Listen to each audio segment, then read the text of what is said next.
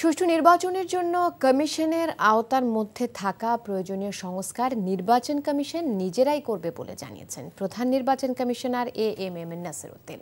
নির্বাচন কমিশন ভবনে Australian high কমিশনের সাথে বৈঠক শেষে সাংবাদিকদের এসব কথা বলেন তিনি। এ সময় অস্ট্রেলিয়ান হাই কমিশনার সুশান রায়ন বলেন, সুষ্ঠু নির্বাচন আয়োজনে পাশে থাকবে তার দেশ। জানাচ্ছেন নাজিবুর রহমান।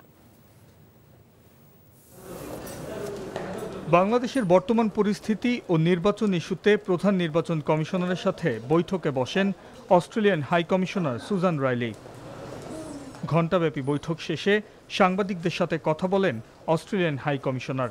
বলেন, অবাধ, নিরপেক্ষ আর অংশগ্রহণমূলক নির্বাচনে অস্ট্রেলিয়ার সহযোগিতা থাকবে।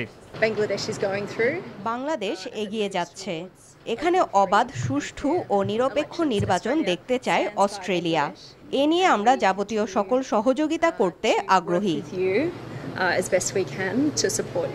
এ সময় সিএসি এএমএম নাসির উদ্দিন বলেন, নির্বাচন ব্যবস্থার প্রয়োজনীয় সংস্কার করে নির্বাচনের দিকে এগিয়ে যাবেন তারা।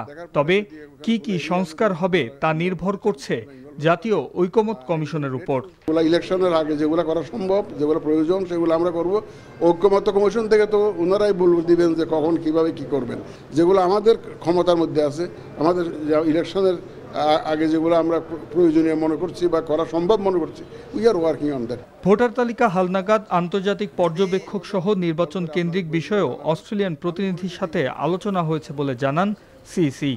Najibur Rahman, NTV news, Dhaka.